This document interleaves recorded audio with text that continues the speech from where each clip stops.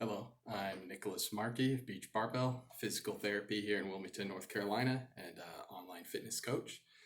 Today I want to talk about exercise, rheumatoid arthritis, and other autoimmune diseases. So, the thing to know about exercise is that when you first exercise, or say you're doing exercise on a day or a lift, um, you are breaking down the body a little bit, okay?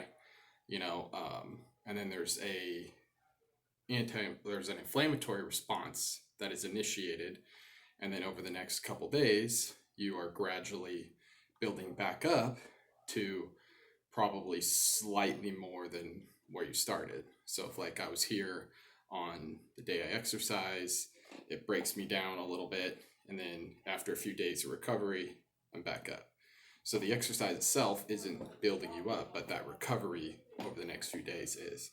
And within that, there's an inflammatory process. So in a way, exercise is kind of like a micro injury. So like if I sprain my ankle, roll my ankle, there'll be an inflammatory process, swelling, blah, blah, blah. And then over days, weeks, months, it's going to gradually be healing over time.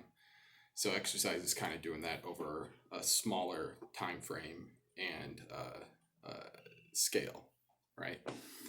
So when we look at like something like rheumatoid arthritis or an autoimmune disorder, and I am not a rheumatologist, not a medical doctor. I'm a physical therapist, so I understand this more from kind of broad medical understanding / exercise effect. So take what I say with a grain of salt, if you will.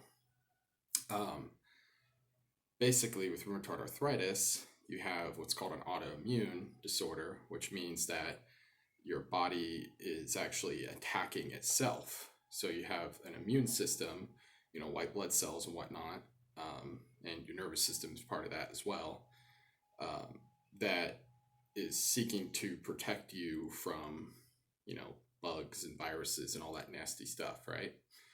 So with an autoimmune disorder, that immune system is stronger, like too strong, right? So it's all those cells, immune cells, are much more easily aggravated to attack. And in autoimmune, auto means self, they're actually attacking the body's own cells. So something like rheumatoid arthritis, arthritis just means kind of general inflammation in a joint. Your immune cells kind of attack in parts of your joints, so like the cartilage and whatnot. Tends to start with places like your hands, but it can also work its way around to other parts of your body, other joints. So, and then other autoimmune disorders may attack other parts. So something like what's called multiple sclerosis is an autoimmune disorder that attacks more of your central nervous system, so spots in your spinal cord or your brain. And not all autoimmune disorders are the same. So one person's rheumatoid arthritis can be vastly different from another person's rheumatoid arthritis. And what we're starting to understand is that a lot of that could be mediated by what are called cytokines, which are just basically hormone cells. And what it might turn out to be is that this person's RA might use these certain cytokines, this person's RA might use these other certain cytokines, and this person's multiple sclerosis might use the same similar cytokines as this person's RA than this person. So you might have a case where we might start to try to focus medicine towards, instead of just like a broad diminishing of the immune system, which is kind of like what a lot of our medications right now are focused on, to try to bring down the immune system via things like prednisone, which is a steroid, and other medications. We might eventually come to the point where we can target specifically, this cytokine 1A, blah, blah, blah, blah, blah. And maybe this person's RA, they'll be using this medication for this cytokine, and this person's multiple sclerosis might be using the same medication for that specific cytokine. Just happens to be, for whatever reason, their disorder attacks certain part of the body, and then theirs attacks this part of the body. So lots of interesting stuff. So when it comes to exercise, should someone with an autoimmune disorder or RA exercise? Unequivocally, yes. The question is more of like the dosage, and that's kind of generally the answer for most things. You know, if someone has a displaced bone, should they exercise that area? Yeah, probably not. Can they exercise other areas? Absolutely. So generally the answer isn't that you shouldn't exercise, it's to what degree, like how much. And that's where we come into dosage. And when we think of dosage with exercise, I like to just equate it to medication, right? Like you can take ibuprofen 300 milligrams, you can take ibuprofen 800 milligrams, right? Ideally, we try to get, from just like an efficiency standpoint and less time and effort, we try to get what's the least amount I can do to get the most benefit, right? Kind of a high reward, low costs kind of zone. So for someone with an autoimmune disorder such as rheumatoid arthritis, RA, you know, the key I think is just finding a very, very low point to start. Start real small. And this might even just be like a 5-minute walk, maybe even less than that, maybe, you know, 2 to 3 2-minute walks, right? Whatever is the lowest baseline. That's why I think of it as baseline. And this is what I would do with a patient coming to see me for physical therapy, is I try to figure out what's like the baseline where we're not aggravating things. Okay, then that's a great starting point. And then next time we could see, can we bump it up just a little bit?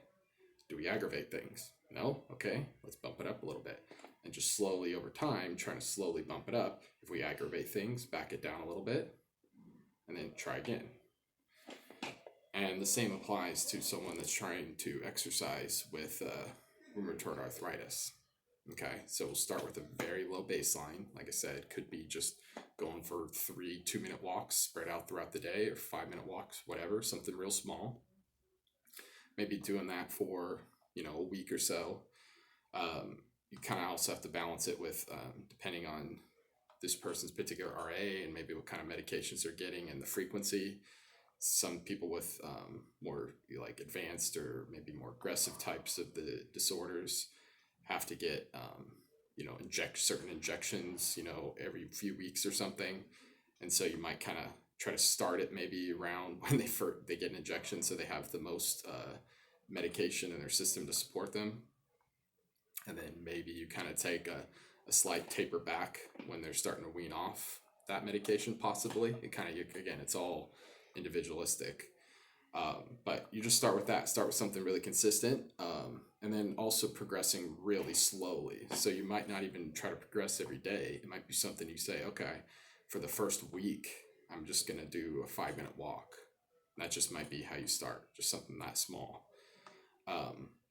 And I'm saying that small, but it's all relative. For that person, that might be the right amount of dose for the exercise.